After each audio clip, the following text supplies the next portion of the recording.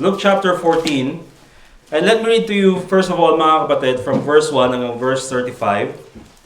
Although we'll be focusing on verse 25 to verse 35. Pero basahin na po natin yung Luke chapter 14 ng buo. It's up to you, mga kapatid. I can read Luke chapter 14 or we can read the whole book of Luke. Gusto niyo? Anong gusto niyo? You choose. Diba? Luke chapter 14 na lang. Alright, verse 1, sabi ng Bible, "And it came to pass, as he went into the house of one of the chief Pharisees to eat bread on the Sabbath day, that they watched him. And behold, there was a certain man before him which had the dropsy. And Jesus answering spake unto the lawyers and Pharisees, saying, Is it lawful to heal on the Sabbath day? And they held their peace, and he took him and healed him and let him go. And answered them, saying, Which of you shall have an ass or an ox fallen into a pit, and will not straightway pull him out on the Sabbath day? And they could not answer him again to these things. And he put forth a parable to those which were bidden, when he marked how they chose out the chief rooms, saying unto them, When thou art bidden of any man to a wedding, sit not down in the highest room, lest a more honorable man than thou be bidden of him. And he that bade thee and him come and say to thee, Give this man place, and thou begin with shame to take the lowest room. But when thou art bidden, go and sit down in the lowest room, that when that bade thee cometh, he may say unto thee, Friend, go up higher. Then shalt thou have worship in the presence of them that sit at meat with thee. For whosoever exalteth himself shall be abased, and he that humbleth himself shall be exalted. Then said he also to him that bade him, When thou makest a dinner or supper, call not thy friends, nor thy brethren, neither thy kinsmen, nor thy rich neighbors, lest they also bid thee again, and a recompense be made thee. But when thou makest a feast, call the poor, the maimed, the lame, the blind, and thou shalt be blessed, for they cannot recompense thee. For thou shalt be recompensed at the resurrection of the just. And when one of them that sat at meat with him heard these things, he said unto him, Blessed is he that shall eat bread in the kingdom of God. Then said he unto him, A certain man made a great supper, and bade many, and sent his servants at supper time to say to them that were bidden, Come, for all things are now ready. And they all with one consent began to make excuse. The first said unto him, I have bought a piece of ground, and I must needs go and see it. I pray thee, have me excused. Another said, I have bought 5 yoke of oxen, and I go to prove them. I pray thee, have me excused. Another said, I have married a wife, and therefore I cannot come. So that the servant came and shewed his lord these things. Then the master of the house, being angry, said unto his servant, Go out quickly into the streets and lanes of the city, and bring in hither the poor, and the maimed, and the halt, and the blind. And the servant said, Lord, if it's done as thou hast commanded, yet there is room. And the Lord said unto the servant, Go out into the highways and hedges, and compel them to come in, that my house may be filled. For I say unto you, that none of those men which were bidden shall taste of my supper. And there went great multitudes with him, and he turned and said unto them, If any man come to me, and hate not his father and mother, and wife, and children, and brethren, and sisters, yea, and his own life, also he cannot be my disciple. And whosoever doth not bear his cross, and come after me, cannot be my disciple. For which of you, intending to build a tower, sitteth not down first, and counteth the cost, whether he have sufficient to finish it? Lest haply, after he hath laid the foundation, and is not able to finish it, all that behold it begin to mock him, saying, This man began to build, and was not able to finish. Or what king going to make war against another king sitteth down first, and consulteth whether he be able with 10,000 to meet him that cometh against him with 20,000? Or else, while the other is yet a great way off, he sendeth an ambassage, and desireth conditions of peace. So likewise, whosoever he be of you that forsaketh not all that he hath, he cannot be my disciple. Salt is good, but if the salt have lost his savor, wherewith shall it be seasoned? It is neither fit for the land, nor yet for the dunghill, but men cast it out. He that hath ears to hear, let him hear. So, this time mga kapatid, as we have read in Luke chapter 14, I'd like to preach on a topic because ngayon nga, this is the start of the year. Ito yung second Sunday natin. And I'd say I'd like to preach on the topic setting goals for 2026. Okay? Setting goals for 2026. And I know dito sa Luke chapter 14, starting from verse 25 that we see here, the context of what the Lord Jesus Christ is saying is about discipleship. Okay? Kung paano maging tagasunod ng ating Panginoong Hesukristo. And yet, in this same teaching that the Lord Jesus Christ is giving, He uses an illustration of building a tower. And that's a very important illustration, mga kapatid, because when it comes to setting goals for our lives, whether it be financial goals, whether it be career goals, whether it be especially mga kapatid, spiritual goals, it's very important to understand these principles. So what does it mean mga kapatid to set goals? Or sabihin na natin goal setting. Pag sinabi natin goal setting, when we say goal setting, this means the process of taking active steps to achieve your desired outcome. Okay? Pag sinabi natin goal setting, this is the process of taking active steps to achieve your desired outcome. So, mahirap i-memorize, but let me just give you, just summarize that short definition of goal setting. When we say goal setting, first of all, it's a process. Okay? You cannot set a goal right now and then immediately tomorrow, nakuha mo na yung goal. When you set a goal, mga kapatid, it's a process. And sometimes it's a grueling process. It's a difficult process. But one way or another, mga kapatid, it's a process that needs to be done. Secondly, mga kapatid, when we say goal setting, there is a desired outcome. Okay? So sa mga kasama natin dito, whether it be you're a student, and of course, what's your desired outcome to finish the course that you have started? Okay, it's a process that has to be done. But remember, when you set a goal, there is a desired outcome. Yung ginamit na illustration ni Jesus Christ of building a tower, there's also a desired outcome, and it's to finish the tower. And sabi niya ganyan, this is a process that needs to be done. But also very important, mga kapatid, when it comes to setting goals for our lives, is that there is also action involved. Because pag sinabi nating you're setting goals, and this is my goal, and this is what I want to do, this is my desired outcome, this is the process that I need to do. But if you don't do anything, mga kapatid, it's useless. Walang kwenta, whatever it is, how good your goal is. I want to be an astronaut. That's my goal in life. Mga kapatid, that's my ultimate goal, to be an astronaut. And I know one day, when I'm with the Lord Jesus Christ, I will be an astronaut. Di ba? Pwede ko gawin yung glorious body nga di ba? He will change our vile body into a glorious body. Di ba? I want to go to Saturn. Di ba? So, yun yung gusto natin, mga kapatid. But in order for us, mga kapatid, to have, to achieve these goals, and there must be an action. Okay? You want to be a soul winner? You want to be an effective soul winner? You have to join in soul winning. Hindi mo lang pwedeng sabihin na, my dream is to be used by God mightily. My dream is to be a good soul winner. Well, you have to join doon sa mga soul winning activities ng church. Okay? It's a process. You have to learn scriptures. You have to memorize scriptures. You have to learn how to approach yung mga iba't ibang tao. There's a process involved, but there's also a desired outcome. But a goal is only a dream if you don't do active steps. Kaya very important yan, mga kapatid. Alright? However, mga kapatid, it's also very important as we just take a look at this principle. Let's go to James chapter 4 verse 13 to 14. Naakala natin, probably we think that, because I already have goals, everything's gonna be okay. Hindi po, mga kapatid. Okay? It doesn't mean that because you have goals in life that everything is going to be okay. In James chapter 4 verse 13 to 14. Okay? Because sometimes tayo, even as Christians, We make plans. We make plans for the church. We make plans for ourselves to be better used by God. But oftentimes, mga kapatid, we leave God out of our plans.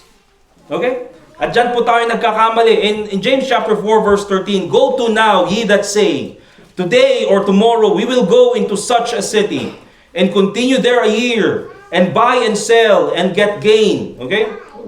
Ito yung plano natin. This time, we'll stay there in a year, we'll make a profit, magbenta tayo, yun yung gagawin natin. Verse 14, sabi ni James, "Whereas ye know not what shall be on the morrow." Kaso hindi mo alam kung anong pwedeng mangyari sa kinabukasan. "For what is your life? It is even a vapor that appeareth for a little time, and then vanisheth away." So again, it's still very important, mga kapatid, na although we can set goals, remember this, mga kapatid, that we still have to depend on the Lord Jesus Christ. We still have to depend on God. Okay? So dapat makita po natin yung katotohanan na yan. But let me also mention this, habang nagpapatuloy po tayo, that it is not God's will for you, kayong mga mananampalataya, it is not God's will for you to be without goals. Hindi po maganda. It is not God's will for a Christian to not have any goals in life. It is not good na ang isang Kristiyano, mga kapatid, ay wala man lang siyang, plano na gawin para sa kanyang buhay. Look at Proverbs chapter 6, verse 6 to 8, and how God is using even, mga kapatid, yung sabihin na nating mga insignificant creatures, yung mga ants, and how we can learn from them. Proverbs chapter 6, and in verse 6 hanggang verse 8. Sabi ng Bible in Proverbs chapter 6, "Go to the ant, thou sluggard. Consider her ways and be wise." Okay? I mean, there are maraming tao, mga kapatid, na though how intelligent they are, matalino sila, they're good in making plans. They're good in, mag-set ng active steps on how to do it. But they do not achieve anything, first of all, because they're lazy. Kaya sabi ni Solomon, "Go to the ant, thou sluggard." Okay? Kaya po, mga kapatid, pag tayo, minsan, let's admit this, mga kapatid. Meron tayo, mga kapatid, there are times na tayo ay tinatamad. Tama? Normal. It's normal for a person na ikaw ay tinatamad. Okay? Normal yan. Ang hindi tama, kapag ikaw si Juan Tamad. Okay? Hindi tama, mga kapatid, na yun na yung parang pagkakakilanlan natin. Di ba kasi there are people that sometimes we feel lazy, but there are people, mga kapatid, that we know that they are lazy. I mean, we know them, that's who they are. Okay, kaya anong sabi ni Solomon? "Go to the ant, thou sluggard, consider her ways, learn from the ant." You see, all you have to do is go outside, observe the ants. If you feel lazy doing that, I don't know. Observe mo na lang. Di ba? Anong sabi ni Solomon? "And be wise, at least you will have wisdom from them, which having no guide, overseer, or ruler, provideth her meat in the summer," that's the goal, "and gathereth her food in the harvest," that's the process, and that's the action that they do. Okay? Kasi here's the thing, mga kapatid, if they don't do anything, they'll die in the winter. Alright? And so it's very important that even tayong mga mananampalataya, we can learn from these ants, that they have goals in life, and they take active steps to do those things that they want to accomplish. Okay? Because here's what happens to a person who doesn't have a goal in life. Anong kalalabasan ng tao na wala man lang, goal sa kanyang buhay? Alam mo kalalabasan? Tambay. Di ba?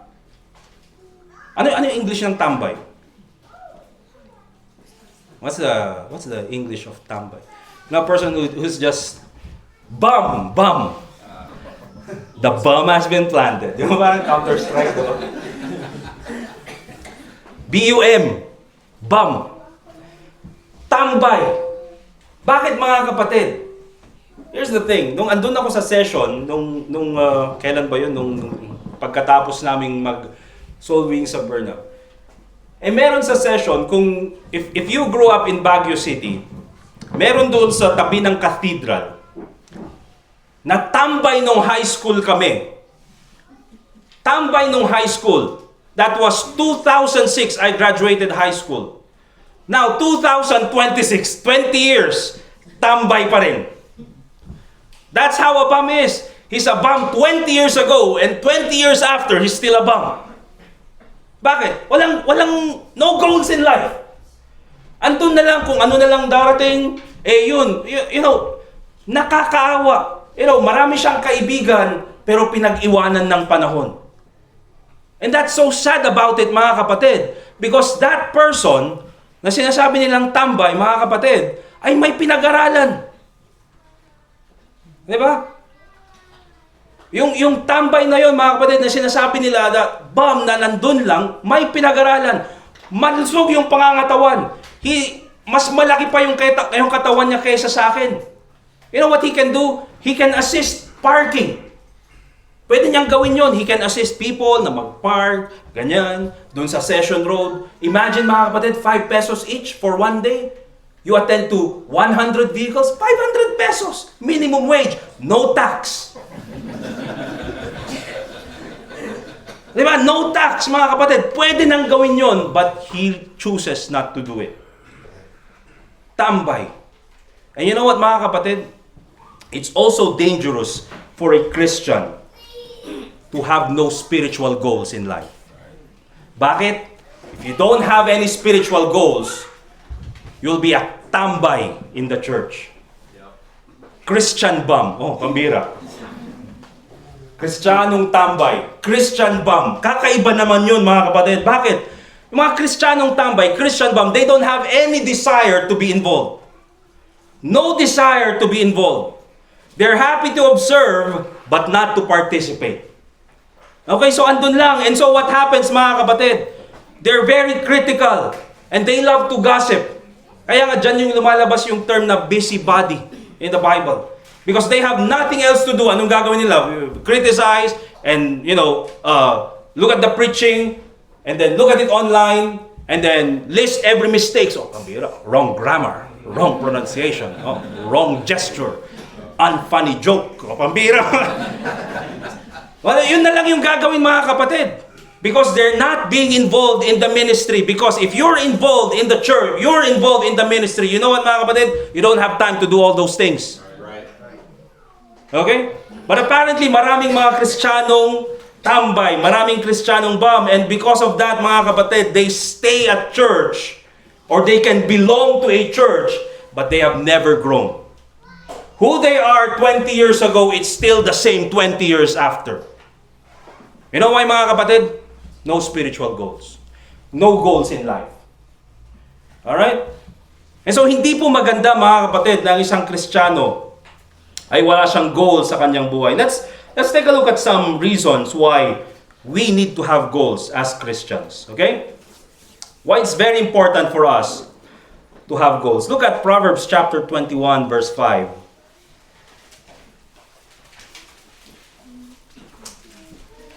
Okay? Because one of the reasons why, mga kapatid, is that just having goals in life, okay, just having goals in life is already setting you up to have better results. I mean, kung wala kang goal sa buhay, you cannot expect better results. But if you have a goal, mga kapatid, you can at least have better results. If you fail to reach that goal, okay lang, at least you have moved forward. Mas okay na yun, mga kapatid, kaysa sa walang goal. Ano ba yung goal sa Tagalog? Para may Tagalog na natin. Walang layunin, purpose yun, di ba? Ano pa? Goal. Pangarap, pwede. Walang pangarap sa buhay. Goal. Basta goal na lang. Para at least nagkakaintindi tayo. Okay? Ano sabi ng Bible in Proverbs 21 verse 5? The thoughts of the diligent tend only to plenteousness, But of everyone that is hasty only to one. Okay, so thoughts pa lang yan, mga kapatid. So kung meron kang goal sa buhay, that's already setting you up for better results. Alright? But isa sa mga, one of the reasons why it's very important for us to have goals in life is that because if you have goals in life, you will endure the hardships of life. If you have goals in life, you will endure the hardships, difficulties of life. Pilipino tayo, mga kapatid. We are familiar with the difficult life. Alam natin 'yan. We have tried to eat salt. Paano ba 'yun? Mag-ulam ng asin, eat salt in it. No, we don't eat salt, brother. We sometimes in times of poverty, we just have rice and salt. But salt only, no, not good. Di ba? Alam natin 'yan, soy. Di ba? Kung medyo nakakataas yung nor, yung sabor, di ba? O, di ba? Sarap ng ulam mo, nor. Di ba? So, yun mga kapatid. But here's the thing mga kapatid. Why is it na sa maraming Pilipino, even though life is difficult, and not only in the Philippines, kahit sa ibang lugar, why is it that many people, even though it's difficult for them, persecution, even sa ministry, even in serving the Lord Jesus Christ, even though napakahirap ng buhay, still they continue. Whatever, kahit anong sinasabi ng mga tao sa kanila, still they continue. You know why, mga kapatid? Because they haven't reached their goal yet. In the first place, they already have a goal. Yung mga estudyante, mga kapatid, itong mga estudyante na ito, they are reviewing para sa kanilang medtech, bar exam? Board exam. You see? Mahirap mag-exam. It's difficult na mag-exam. Yung exam ng LTO nga, mga kapatid, hindi nakakapasa yung mga... LTO? Mag-e-exam ka? What are you going to say? This is the exam? The answers are already here in front. Diba? Ganun yun. We'll just have a short break. We'll go outside. And then pagbalik nila, bumagsak pa rin kayo. Andito na nga yung mga sagot. Diba? Pero, kahit sa mga students, ang hirap mag-aral, mag-tuition, di ba? Kaya yung iba, they end up being a working student, and then magre-review pa sila. Pero, kahit na ang hirap ng buhay, why is it that nagpupursige sila para matapos yung kurso nila? You know why? They have a goal. Gusto nilang makatapos. Alright, gustong makatulong sa pamilya. Gustong makatulong sa mga kapatid. They want to help their family. They want to help their brothers. Okay, their sisters. Why is it that even if it's difficult doon sa trabaho, we have yung boss from hell, alam niyo yun? Yung supervisor from hell, tagapagmana. Hindi naman sa kanya yung kumpanya. Pero parang invested siya doon sa kumpanya. Konting kamali mo lang, diba? Gusto mong... Diba? Supervisor. But because Kristiyano ka, and of course, because you want this job promotion, anong gagawin mo? Tiitiisin mo, you're going to endure the difficulty. Bakit? Because you have a goal. Diba? Even po sa mga kapatid, even for mothers, ang hirap po mag-alaga ng bata. It's difficult na mag-alaga ng bata. Okay? Especially kung lalaki. At least yung babae, si Sofia, di ba? Pwede kong nauto yan. Di ba? Don't worry. Di ba? French fries for you later. Di ba? Pero mahirap mag-alaga ng bata. But why is it, mga kapatid, na even yung mga mothers, it's difficult to take care of children, it's difficult to raise kids, but why is it that they continue, and then tutulong pa sila pa yung gagawa ng gawaing bahay, and then kasalanan pa nila. O, di ba? Alright? But why is it that they do that? You know why, mga kapatid? Because they have a goal to raise godly children. Why is it, mga kapatid, in the ministry? Mahirap po mag-ministry. To go out and share the gospel, you're doing the right things, and then they're gonna persecute you, and then ikaw pa yung mali.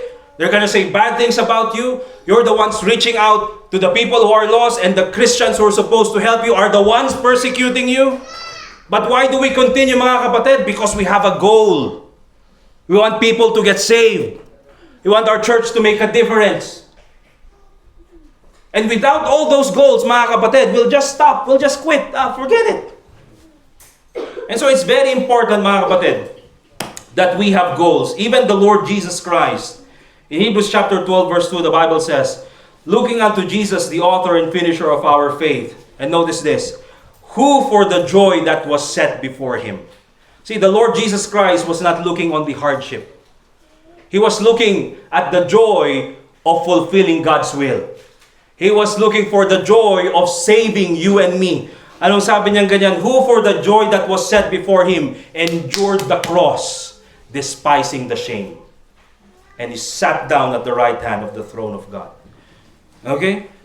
That's why if you have goals, it's going to help you endure difficult situation. That will motivate you to have, to endure your situation. Ano pa? Practicality sense, mga kapatid.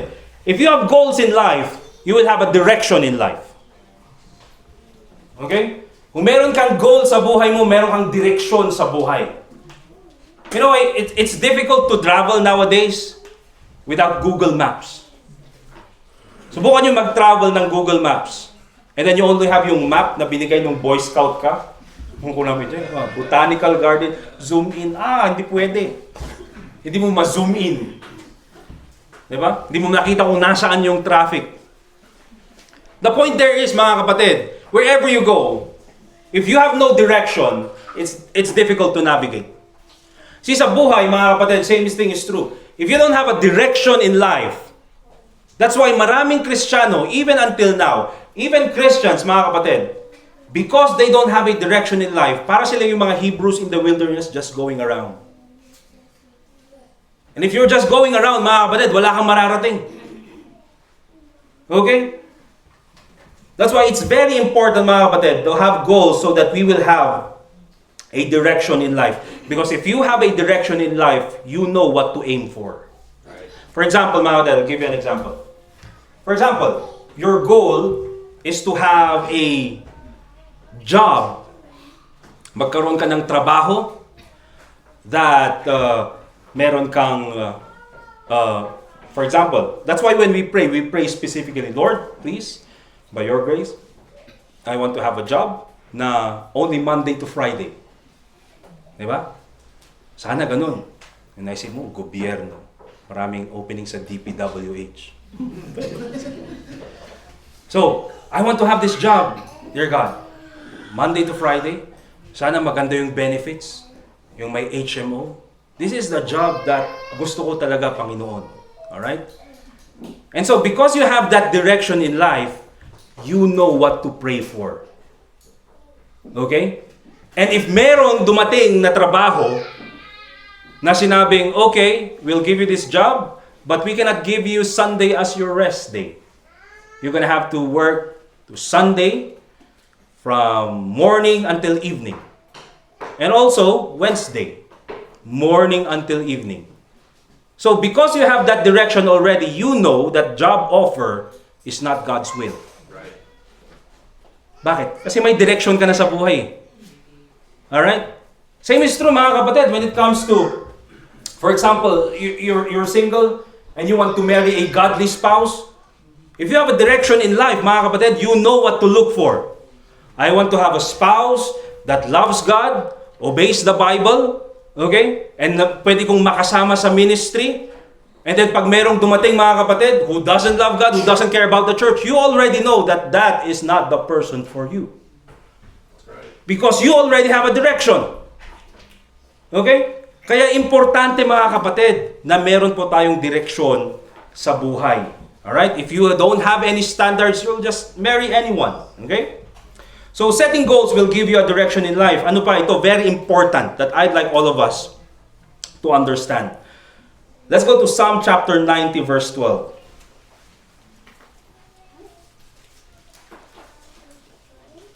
Psalm chapter 90 and in verse 12. Ito very important. The Bible says in Psalm chapter 90 verse 12, so teach us to number our days that we may apply our hearts unto wisdom. Okay? And when the Bible says teach us to number our days, hindi ibig sabihin na bibilangan mo yung bawat araw.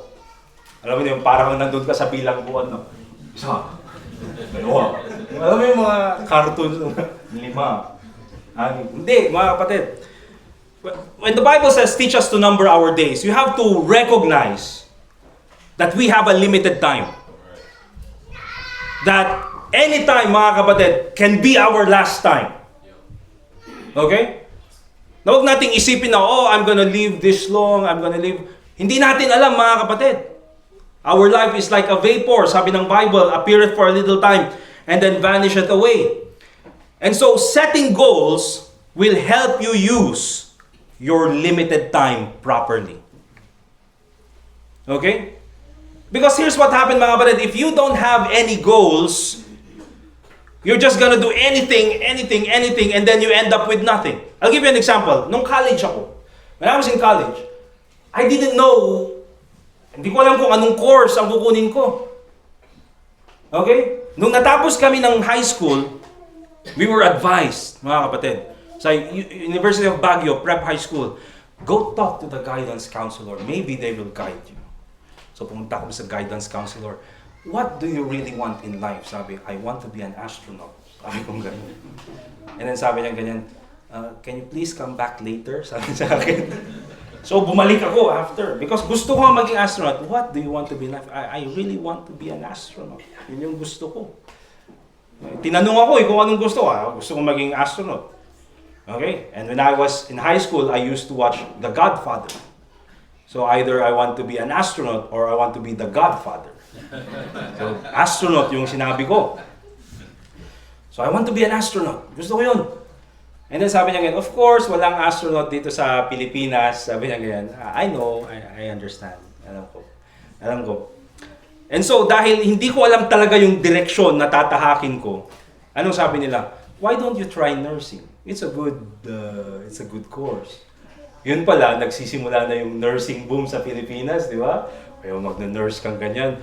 O yung tuition namin, kaya merong building ang UB na nursing building. Saan nanggaling yan? Batch 2007, 2008, 2009, 2010 ng nursing. Alright? And so that's the thing. And so later on, hindi ito yung gusto ko. And so you shift to another course. Okay, gusto ko computer engineering, and then later on, you shift to another course, information technology, and then gusto ko, I want to be a lawyer, o punta ka sa liberal arts, or whatever, mga kapatid. And so napuntan mo na lahat, and then you end up with not finishing anything. Bakit? There's no clear direction sa buhay.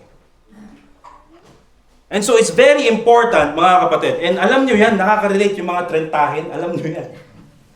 Di ba? Kasi dumaan tayo dyan eh. And so it's very important that because we have a limited time, if we recognize that, dapat gamitin natin ng maayos yung oras na binigay sa atin. Remember this principle. And I'd like all of you to understand this. This is galing sa Psalm chapter 90 verse 12. Numbered days demand a focused life. Numbered days demand a focused life. Because we have numbered days, mga kapatid. Any day can be our last. Then let's focus on the things that matter. Okay? Hindi natin sinasabi na, so hindi na tayo pwedeng have fun, mag-travel. Yes, go have fun, have travel. But those are not the things that we prioritize in life. You see, the things that matter in life are the things of eternity. The things that matter in life, mga kapatid, are the things of God. The things that matter in life, mga kapatid, ay yung mga bagay na kahit wala na tayo dito sa mundong ibabaw, they will still continue. Those are the things that matter. And if you recognize that I only have numbered days, then I'm going to use whatever time that's left for me to use it for the glory of God.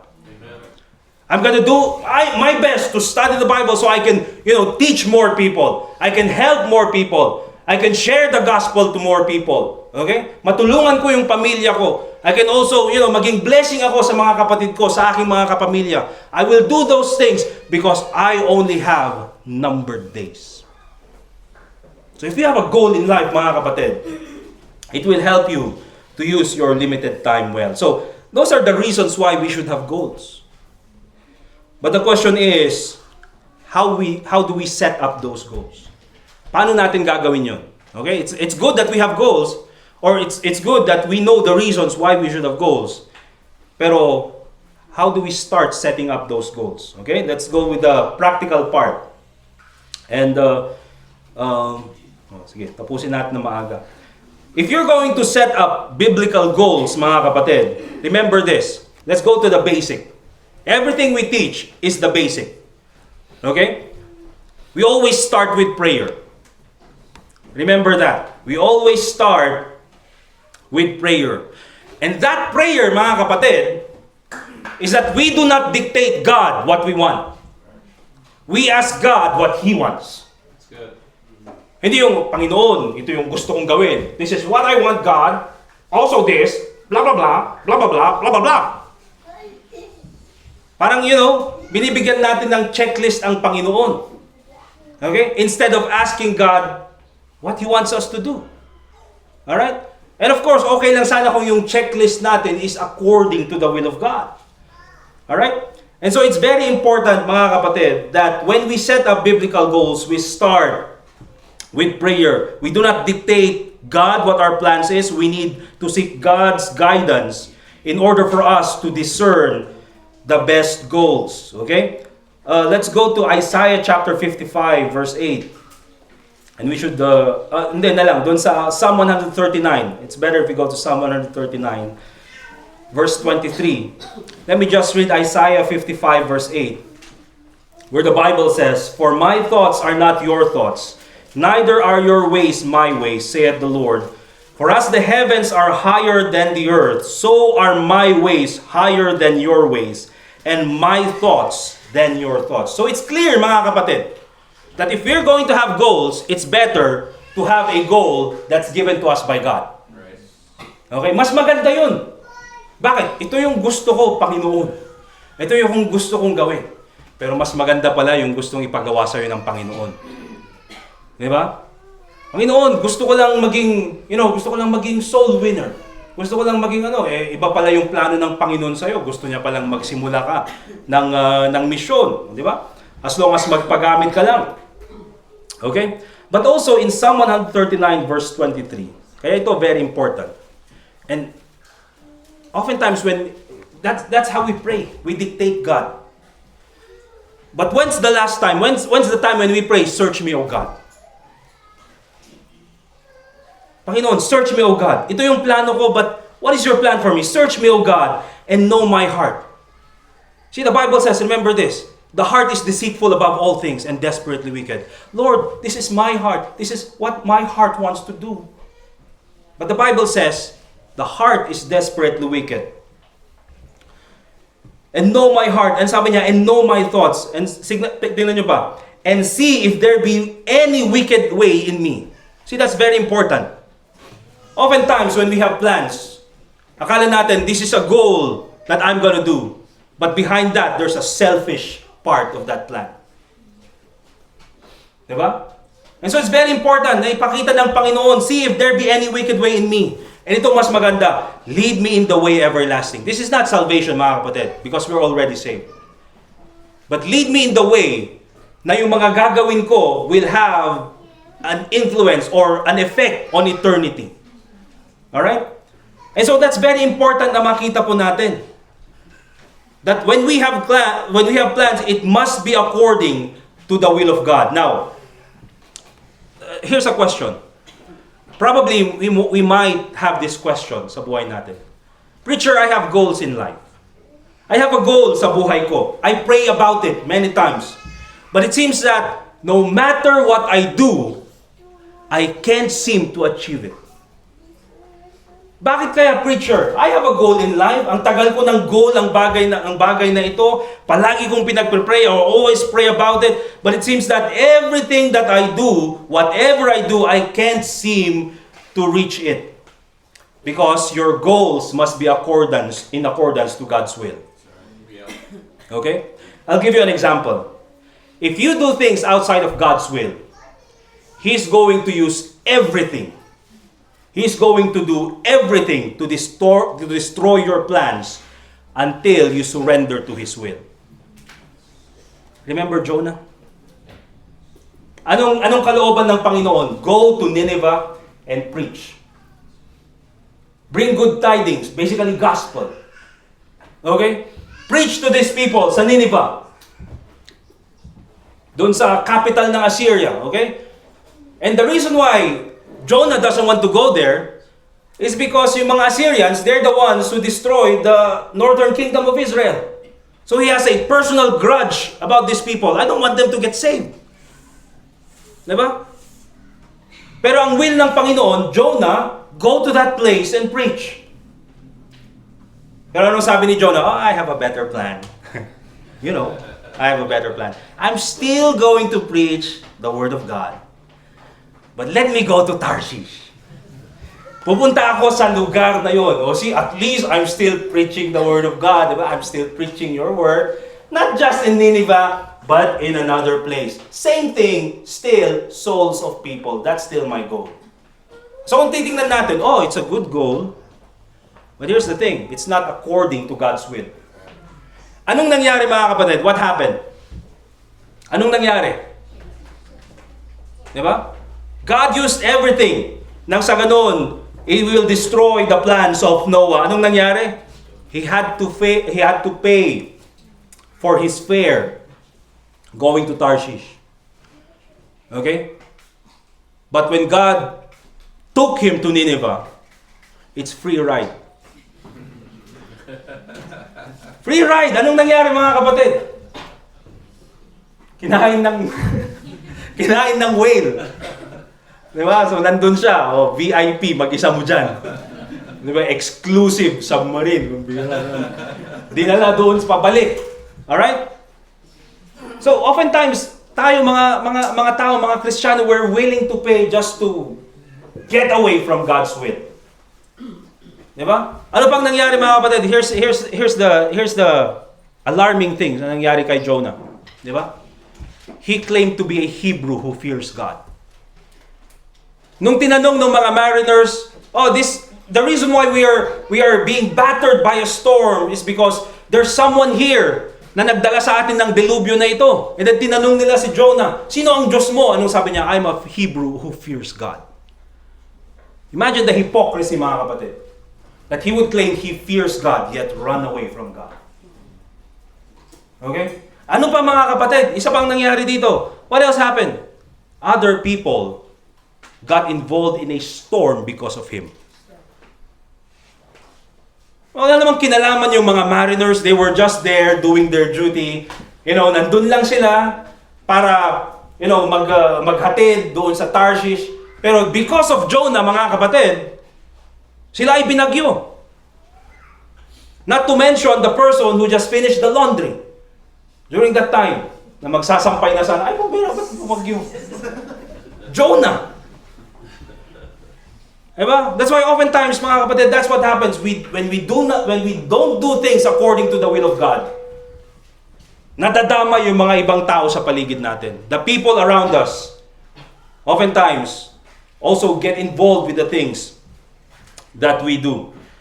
And so it's very important mga kapatid that for us that when we set our goals, let's do it according to the will of God. Tama po mga kapatid? And so that's very important, okay? And so kung anong gagawin natin? How do we know that if it's God's will? That's why we have the Bible. Read your Bible. If you read your Bible, God will show it to you through the Holy Spirit. Listen to the preaching of God's Word.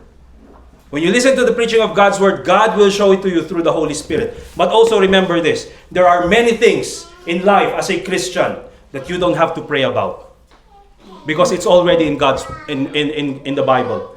You don't have to pray, Panginoon, it's my goal to attend church this coming Sunday. Don't pray about it, mga kapatid. It's already commanded.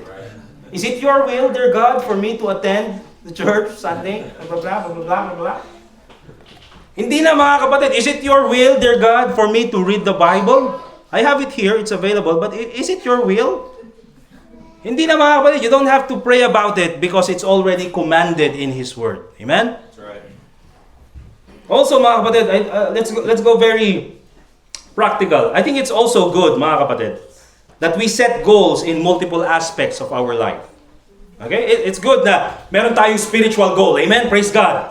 I want to be used by God more effectively this 2026. Here I am right now, but next year I want to be here. In a better place. I want to move to a better place. Or I want to move in a better place in my Christianity. Diba? Ganun na lang.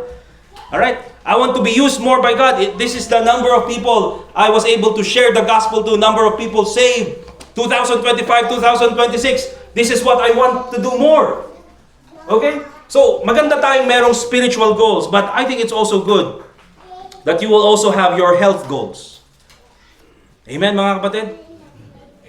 Let's also have yung mga health goals. Okay? It's good. Soul winning. Let's go soul winning. Alright, diba? Soul winning. Praise God. The Bible, give a trust, preach the gospel, and then 1.5 liter Coke.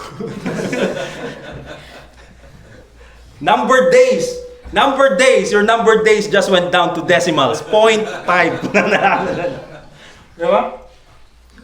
Kaya maganda po mga kapatid. You also have your health goals. Diba? Exercise, diet, all those things. Avoid yung avoid yung kiniing. Tikman niyo yung kiniing dito sa Baguio. Wag na. Alright, health goals. Meron kayong work goals. Okay? I want to have, gusto kong magkaroon sana ng promotion this year. Alright? Or I want to start my own business. Those are good things, mga kapatid. Alright? Well, ganda rin siguro magkaroon ng self-improvement goals. I want to learn a new skill. I want to learn a new skill, welding. Gusto ko yun. I want to learn welding. I want to weld all of these together. Gusto kong i-welding lahat. Yung mga, I want to weld all of those windows shut. I want to practice. Diba, walang hangin dito. Winelding lahat ng preacher. Diba? I want to weld lahat. Diba? Because it's a skill. Because I'm thinking, mga kapatid, later on, probably when God blesses us and then we can have our own property, and then it's gonna be useful for the church. Diba? Alam nga namang hanggang plano lang, AutoCAD lang tayo lahat. Diba? So maganda rin na mas skills. And it's very available nowadays. Meron tayong YouTube University. Amen. You can learn anything in YouTube. Short courses, pwede yan. Financial goals, save money, invest money, emergency funds, all those things. Those are goals in multiple aspects of your life. Okay? Whatever it is, do it, mga kapatid, so that you will not be at the same place. You see, many of us, pagod na tayo, we are tired of being at the same place in our life. Ayoko na sa part na ito. And you know what? Here's the thing, mga kapatid. Hindi tayo pwedeng maging entitled na, the reason why I'm here is because of the government. The reason why I'm here is because of them. The reason why I'm here is because blah, blah, blah. Okay? Here's the thing, mga kapatid. It's time to take responsibility. Amen? And also, mga kapatid, very important. Make sure that your goals are for God's glory. If you have financial goals, you do this for the glory of God. If you have self-improvement goals, you do it for the glory of God. If you have spiritual goals, of course, you do it for the glory of God. 1 Corinthians chapter 10, verse 31, very basic. Whether therefore ye eat or drink, or whatsoever ye do all to the glory of God. And what does that mean? It means what it means. Literally, mga kapatid, you eat so that you will have strength, so that you can serve God for His glory. You drink to quench your thirst, so that you can continue serving God for His glory. Whether therefore you eat or drink, do all for the glory of God. Okay? So, you're a student, you're studying, I'm going to finish my course, so that later on I can use my course, so that I can be useful more in the work of God. That's good. You see? I want to have a promotion sa trabaho ko so that I'll be able to have more influence in the workplace and I'll be able to do more for the glory of God. Have a higher salary so that I can do more for the glory of God. Amen. Whether therefore you eat or drink, do all for the glory of God. I want to have a car 2026. Okay? Gusto ko, mga kapatid, na magkaroon ako ng sasakyan. Sasabihin nila, that's my goal in life. I want to use that car so that I can, pick up more people going to church. Use it for the glory of God. What kind of car? Lamborghini. 2 passengers. Ang hirap, nagdadala ka ba ng sasakyan? Oo, di ba? How many people in Brazil? 1. No, di ba? Because at least I used for the glory of God. No problem. Alakad namang jeep, di ba? Jeep, biyahe papuntang Highcrest. Alright? So yun po mga kapatid, whether therefore you eat or drink, do all for the glory of God. And of course, last, and we'll end with this. As you're fulfilling your goals in life, remember this, please, keep the right attitude. Keep the right attitude. The Hebrews, nung nandun po sila sa wilderness, remember this, they left Egypt. And what's their goal? They want to be in the promised land. Gusto nilang makarating sa Canaan. And remember this, yan din yung gusto ng Panginoon sa kanila. I want to get them out of Egypt so that they can serve me and worship me in the wilderness and take them to the promised land. Ganun sana. Alright? But here's the thing, mga kapatid. Why is it that the whole generation who got out of Egypt, except for Caleb and Joshua, why did they all die in the wilderness? Their attitude. Pride. And always complaining sa Panginoon. You see, oftentimes, ganyan po yung nangyayari. The reason why sometimes we do not reach our goal is because on the way, we're already proud. How much more when we reach our goals? And the Bible says, sabi mismo doon sa Luke chapter 14, God resisteth the proud, giveth grace to the humble. Okay? So if you're going to fulfill your goals, make sure you have the right attitude. Ano pa yung palagi nilang ginagawa? Constant complaining. Moses, we miss the garlic. We miss the fish. We miss, the road is too, lubak-lubak. It's too broken because of DPWH. Binakbak na naman nila. Flood control. Pwede, they can complain on all those things, but that's the reason why, mga kapatid, they never, reach the promised land because of their attitude. Remember this, mga kapatid? God said that, Moses, go ahead, take the promised land. I'm going to send an angel before you. He's going to destroy all the inhabitants of Canaan. Okay? And then all you have to do is go there and claim it for yourself. But I will not be with you. You know why? Proud and always complaining, arrogant people. Anong sabi ni Moses? Just leave us in the wilderness. We'd rather stay in the wilderness with you than to go in the promised land without you. But you know what, mga kapatid? Basically, ganyan po ang nangyayari sa maraming Kristiyano. Yes, we do have goals in life, but because of our wrong attitude, hindi natin maabot. So let this be a warning to each and every one of us. Yes, we have goals in life, whether it be a good goal, whether it be a spiritual goal, but remember this, keep the right attitude.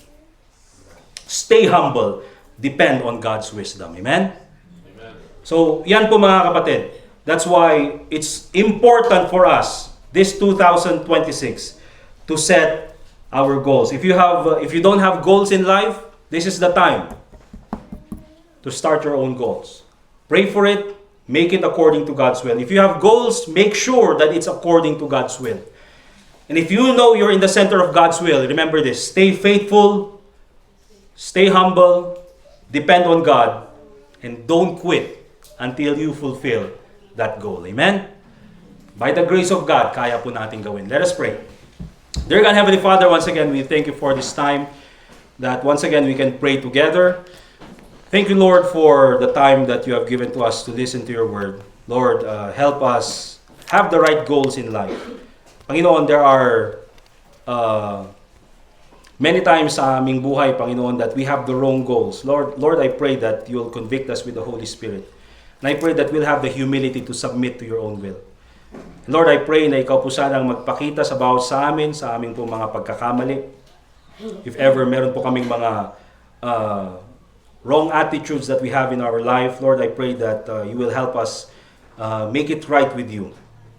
Tulungan mo po kami, Panginoon, in the struggles that we have to go through.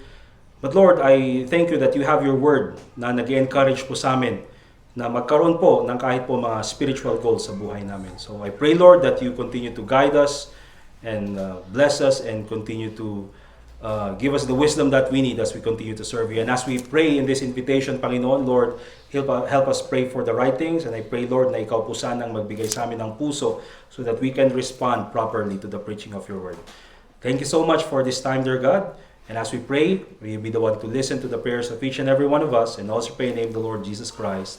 Let's continue to pray, mga kapatid. And again, pray for your goals sa buhay mo. Pray for your goals, for your church. Pray that God will use you more. And do your best, mga kapatid, to endure hardship. Buti na lang at meron tayong mga goal na binigay sa atin ng Panginoon. Sige po, let's just pray. And pray for one another. And let's also pray for our brethren later on who will be traveling. Let's pray for their safety.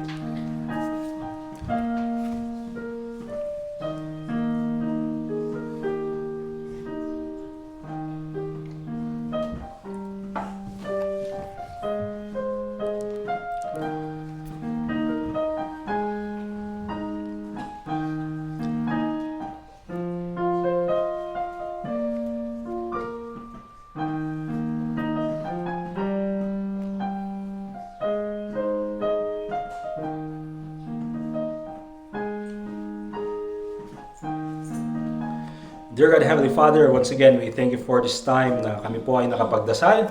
Muli po, Panginoon, binabalik po namin sa inyo lahat ng kapurihan. Salamat po, Panginoon, sa iyong kabutihan sa amin as we continue in our service and also in our fellowship. Pangalan mo lang po mabigyan ng kalwalatian. All this we pray in the name of the Lord Jesus Christ. Amen, mga kapatid. Alright, let's proceed po doon sa ating mga offerings ngayong umagang ito. We'll give our tithes and our offerings. We'll ask si Brother John Mark, and then